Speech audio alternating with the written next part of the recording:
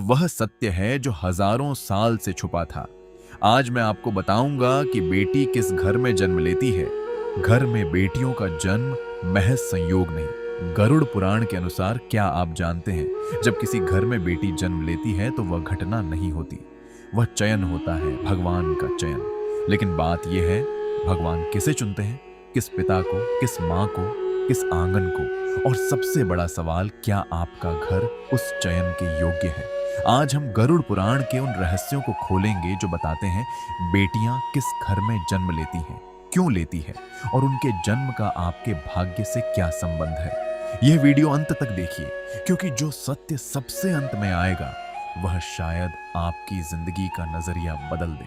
मित्रों, हम सब जानते हैं कि दुनिया में हर दिन लाखों बच्चे जन्म लेते हैं, लेकिन क्या आपने कभी सोचा कोई बच्चा इसी घर में क्यों जन्मा, इसी मां की कोख में क्यों आया, इसी पिता का बच्चा क्यों बना। आधुनिक विज्ञान कहता है यह जैविक प्रक्रिया है, लेकिन गरुड़ पुराण कहता है जन्म केवल शरीर का नहीं होता, जन्म आत्मा का होता है, और आत्मा वहां नहीं जाती जहां जगह हो, वहां जाती है जहां उसका उद्देश्य हो, जहां उसका संबंध हो। गरुड़ पुराण में यमराज और गरुड़ के बीच एक संवाद है।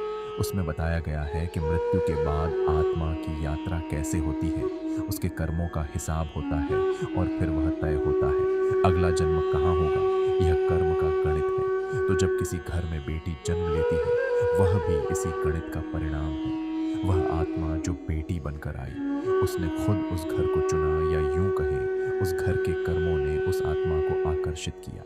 जैसे चुंबक लोहे को खींचता है, वैसे ही पवित्र घर की ऊर्जा पवित्र आत्मा को खींचती है। और यही कारण है कि कुछ घरों में बेटी आते ही माहौल बदल जाता है, रुका हुआ भाग्य चल पड़ता है, पिता का कठोर दिल पिघल जाता है।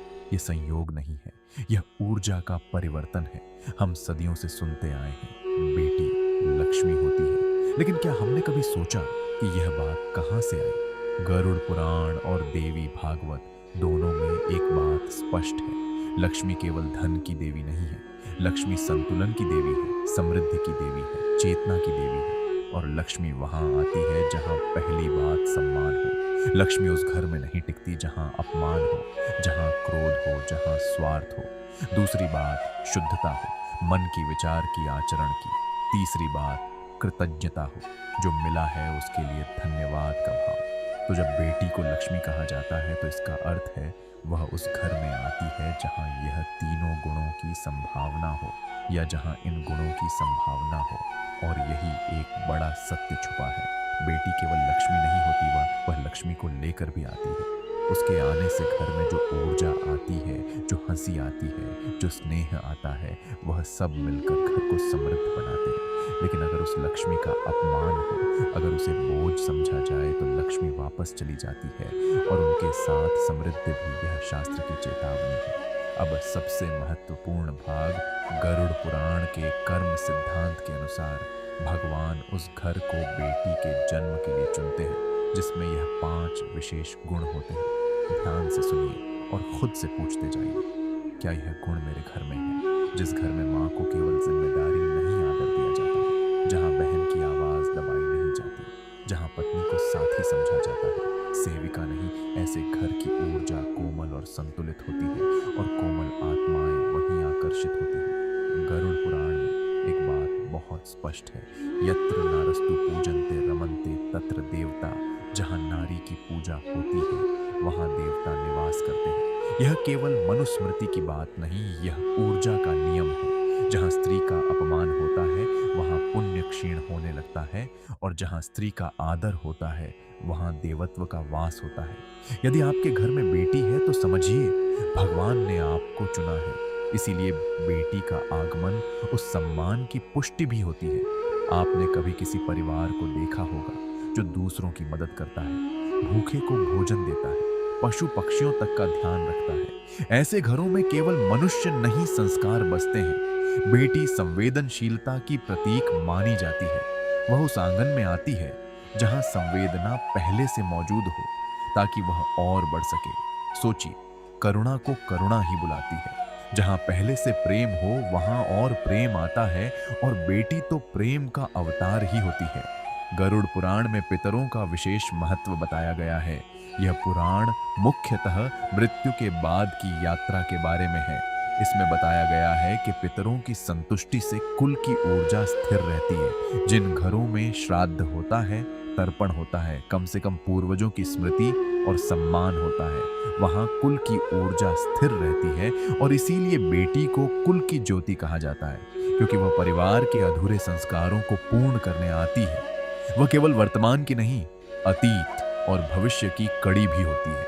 यह बात कह रही है आपके पूर्वजों ने जो कर्म किए, उनका फल आपके घर में आने वाली आत्मा के रूप में मिल सकता है। और अगर वे कर्म पवित्र थे तो वह आत्मा भी विशेष होगी। चौथा गुण, लोभ से अधिक प्रेम। यदि किसी घर में हर निर्णय धन के आधार पर होता है, हर रिश्ते में पहले संपत्ति की चर्चा होती है, हर काम में स्वार्थ दिखता है, तो उस घर की ऊर्जा भारी हो जाती है। लेकिन जहां प्रेम हो, जहां त्याग हो, जहां संतुलन हो, वहां बेटी का जन्म उस प्रेम को और गहरा करने आता है। आपने देखा होगा कुछ परिवारों में बेटी के जन्म के बाद पिता बदल जाते हैं। जो पिता पहले बहुत कठोर थे, बेटी के सामने पिघल जाते हैं। क्यों?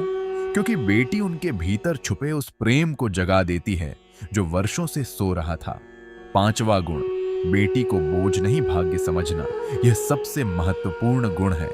गरुड़ पुराण और आत्मा के जन्म के रहस्यों में यह बताया गया है कि आत्मा गर्भ में आने से पहले ही माता पिता के विचारों को महसूस करती है। यदि मन में डर हो, निराशा हो या अस्वीकार की भावना हो, तो वह आत्मा ठहरती नहीं। लेकिन जहां स्वागत की भावना हो, जहां खुशी हो, जहां जो भी आए हम उसे प्यार देंगे का भाव हो, वहां वह आत्मा आती है और रुकती है। तो सोचिए, अगर आपके मन में बेटी के प्रति कोई भेदभाव है, कोई निराशा है, तो आप उस आत्मा को दूर कर रहे हैं जो शायद आपका भाग्य बदलने आ रही थी। अब एक बड़ा सवाल जो आपके मन में जरूर हो, अगर बेटी केवल उन्हीं घरों में आती है जहां यह गुण हो, तो फिर ऐसे घरों में भी बेटियां क्यों जन्म लेती हैं जहां उनके साथ अच्छा व्यवहार नहीं होता? यह प्रश्न बहुत महत्वपूर्ण है और इसका उत्तर गरुड़ पुराण में मिलता है। कभी कभी बेटी उस घर में जन्म लेती है जहां वह परिवर्तन बनकर आती है। गरुड़ पुराण के कर्म सिद्धांत के अनुसार कुछ आत्माएं सुधार के लिए जन्म लेती हैं। वे इसीलिए नहीं आती कि घर पहले से अच्छा है, वह इसलिए आती है कि घर को अच्छा बनाना है। यह जैसे एक दीपक का अंधेरे में जाना। दीपक इसलिए नहीं आता कि वहां पहले से रोशनी है, वह इसलिए आता है ताकि रोशनी हो सके। और इसीलिए कुछ बेटियां ऐसे परिवारों में जन्म लेती हैं जो बहुत कठोर हैं, बहुत पुरानी सोच वाले हैं, बहुत रूढ़िवादी है। और वे बेटियां अपने व्यवहार से, अपने प्रेम से, अपनी जिद से उस घर की सोच बदल देती हैं। पिता का हृदय पिघलता है, दादा दादी का दृष्टिकोण बदलता है और धीरे धीरे पूरे घर की ऊर्जा रूपांतरित हो जाती है। तो क्या यह कहना सही होगा कि ऐसी बेटियां कमजोर परिस्थितियों में आई थीं? नहीं, वे सबसे शक्तिशाली आत्माएं होती हैं क्योंकि उन्होंने सबसे कठिन काम चुना, बदलना उन्हें जो बदलना नहीं चाहते थे। अब वह रहस्य जिसका इंतजार आप शुरू से कर रहे थे, क्या सच में बेटी माता पिता का भाग्य बदल सकती है? गरुड़ पुराण के कर्म सिद्धांत के अनुसार कोई भी आत्मा बिना कारण किसी परिवार में जन्म नहीं लेती। हर जन्म एक आरण है, एक संबंध है, एक अधूरी यात्रा का परिणाम है। बेटी का जन्म कई बार उस आरण को चुकाने का माध्यम बनता है जिसे हम समझ भी नहीं पाते। कभी वह पिता के किसी अधूरे पुण्य का फल होती है। उस पिता ने शायद किसी पिछले जन्म में किसी की मदद की थी, किसी कन्या का संरक्षण किया था और उसी का फल इस जन्म में उसकी अपनी बेटी के रूप में लौटा। कभी वह माँ की किसी पूर्व जन्म की तपस्या का उत्तर होती है और कभी वह स्वयं उस परिवार की परीक्षा बनकर आती है। अब सुनिए सबसे गहरी बात, गरुड़ पुराण में यह भी बताया गया है कि जब कोई शुभ आत्मा जन्म लेती है तो वह अपने साथ अपने संचित पुण्यों की तरंग भी लाती है। वह तरंग केवल उसके जीवन को नहीं, पूरे परिवार की दिशा को प्रभावित कर सकती है। इसीलिए आपने देखा होगा कुछ घरों में बेटी के जन्म के बाद रुका हुआ काम चल पड़ता है, आर्थिक स्थिति सुधरने लगती है, घर में अधिक शांति महसूस होती है। लोग इसे संयोग कहते हैं, शास्त्र इसे ऊर्जा का परिवर्तन मानते हैं। और यहाँ एक और सत्य है, हर परिवर्तन तुरंत दिखाई नहीं देता। कभी कभी बेटी का जन्म परिवार के भीतर छिपी कठोरता को उजागर कर देता है। जो सोच वर्षों से भीतर दबाई गई थी वह सामने आ जाती है। यह नकारात्मक नहीं होता है, यह शुद्धिकरण होता है। जैसे जब घाव को साफ किया जाता है तो दर्द होता है, लेकिन वह दर्द ठीक होने की प्रक्रिया है। बेटी का कोमल स्पर्श भी कभी कभी ऐसा ही होता है। गरुड़ पुराण में आत्मा की यात्रा का जो वर्णन है वह अद्भुत है। यह पुराण बताता है कि मृत्यु के बाद आत्मा कई पड़ावों से गुजरती है। उसके कर्मों का आकलन होता है और फिर वह अगले जन्म की तैयारी करती है। और यह बात बहुत गहरी है, संभव है कि वही आत्मा जिसने किसी जन्म में पिता का रूप लिया था अगले जन्म में बेटी बनकर लौटे, ताकि संबंध का संतुलन स्थापित हो सके। जरा सोचिए, वह बेटी जो आपकी गोद में खेल रही है, हो सकता है किसी जन्म में वह आपकी माँ रही हो, या आपका पिता, या आपका सबसे प्रिय मित्र। आत्माएं बदलती नहीं, रूप बदलते हैं। और इसीलिए कहा जाता है, बेटी केवल वर्तमान की संतान नहीं, वह आत्मा की यात्रा का विस्तार है। अब एक प्रश्न जो आपको झकझोर देगा, यदि बेटी का जन्म कर्मों से जुड़ा है, यदि वह अपने साथ पुण्य और उद्देश्य लेकर आती है, तो क्या उसे कमतर समझना स्वयं अपने भाग्य को कमतर समझना नहीं है? जब आप बेटी को अस्वीकार करते हैं तो आप उस पुण्य को अस्वीकार करते हैं जो उसके साथ आया था।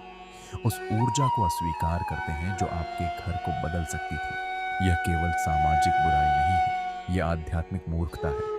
अब वह रहस्य जो बहुत कम लोग जानते हैं। गरुड़ पुराण के कर्म सिद्धांत के अनुसार हर आत्मा अपने साथ 3 चीजें लेकर आती है। पहली, पूर्व जन्म के संस्कार, दूसरी अधूरे कर्म, तीसरी एक उद्देश्य। और यह तीनों चीजें उस बच्चे के स्वभाव, रुचि और संघर्ष में दिखती है। वह बेटी जो बचपन से ही सबकी मदद करती है, शायद वह करुणा का संदेश लेकर आई है। वह बेटी जो हर मुश्किल में डटी रहती है, शायद वह परिवार को साहस सिखाने आई है। वह बेटी जो सवाल पूछती रहती है, पुरानी बातों को चुनौती देती है, शायद वह परिवर्तन का दूत बनकर आई है। और कभी कभी वह बेटी जो बहुत कम उम्र में चली जाती है, वह भी एक संदेश देकर जाती है। वह संदेश जो शायद शब्दों में नहीं कहा जा सकता, लेकिन जो परिवार की आत्मा में हमेशा के लिए उकेर जाता है। मैं जानता हूं यह सुनना कठिन है, लेकिन गरुड़ पुराण का यही सत्य है। हर जन्म उद्देश्यपूर्ण है, हर आत्मा महत्वपूर्ण है, हर आत्मा महत्वपूर्ण है। अब हम उस अंतिम और सबसे गहरे प्रश्न पर आते हैं, क्या बेटी का जन्म केवल कृपा है या वह एक आध्यात्मिक जिम्मेदारी भी है? गरुड़ पुराण का उत्तर स्पष्ट है। दोनों। जब कोई शुभ आत्मा किसी घर में जन्म लेती है तो वह केवल सुख देने नहीं आती, वह उस घर की चेतना को ऊंचा उठाने आती है। उसके लिए परिवार का दायित्व है उसे शिक्षा देना, उसे सुरक्षा देना, उसे स्वतंत्रता देना, उसे सम्मान देना। यदि किसी घर में बेटी का स्वागत तो हो, पर उसे समान अवसर ना मिले, यदि उसके सपनों को छोटा कर दिया जाए, यदि उसकी आवाज को अनसुना किया जाए, तो वह घर उस आध्यात्मिक अवसर को खो देता है जो उसे मिला था। गरुड़ पुराण यह सिखाता है कि जन्म लेने वाली आत्मा और परिवार के बीच एक सूक्ष्म अनुबंध होता है। आत्मा अपने संस्कार लेकर आती है और परिवार उसके संरक्षण का दायित्व लेता है। यह संबंध केवल पालन पोषण का नहीं, यह आत्मा के विकास का भी है। और जब यह दायित्व पूरा होता है तो केवल एक बेटी नहीं बढ़ती, पूरे परिवार की चेतना बढ़ती है। मित्रों, आज हमने एक लंबी यात्रा की। हमने जाना कि बेटी का जन्म केवल एक पारिवारिक घटना नहीं, वह आत्मा की यात्रा का एक अध्याय है। हमने जाना कि वह केवल संतान नहीं, वह संस्कार है। वह केवल रिश्ता नहीं, वह ऊर्जा है। गरुड़ पुराण के कर्म सिद्धांत हमें यही समझाते हैं, कोई भी जन्म संयोग नहीं होता। हर आत्मा अपने पूर्व कर्मों और उद्देश्य के अनुसार घर चुनती है, और जब बेटी जन्म लेती है तो वह अपने साथ एक अवसर लेकर आती है, प्रेम बढ़ाने का, सोच बदलने का और परिवार को भीतर से मजबूत करने का। बेटी का सम्मान करना केवल शब्दों से नहीं होता, उसे शिक्षा देना, उसे निर्णय लेने का साहस देना, उसे समान अधिकार देना, उसके सपनों को अपना सपना समझना, यही सच्चा आदर है। और जहाँ यह आदर होता है वहाँ केवल एक बेटी नहीं बढ़ती, पूरे परिवार की किस्मत बढ़ती है। यदि आपके घर में बेटी है तो समझिए भगवान ने आपको चुना है। यदि नहीं है तो हर बेटी को वह सम्मान दीजिए जो उसे मिलना चाहिए, क्योंकि जहां नारी का आदर होता है वहीं जीवन में संतुलन और शांति स्थिर होती है। बेटी भगवान का उपहार है और उस उपहार की रक्षा और सम्मान हमारी जिम्मेदारी। अगर इस कथा ने आपके दिल को छुआ हो तो एक काम कीजिए, यह वीडियो उस इंसान को भेजिए जिसे यह सुनना जरूरी है, क्योंकि बेटी का जन्म लेना बोझ नहीं होता है। भगवान श्री कृष्ण कहते हैं कि अगर किसी के घर पुत्र का जन्म होता है तो वह उसका भाग्य है, लेकिन अगर पुत्री का जन्म होता है तो वह उसका सौभाग्य है। जहां सात्विकता और प्रेम का वास हो उसी घर में पुत्री का जन्म होता है। चैनल को सब्सक्राइब कीजिए और नीचे कमेंट में लिखिए, बेटी मेरा वरदान है। मिलते हैं अगले रहस्य में। जय श्री हरि राधे राधे।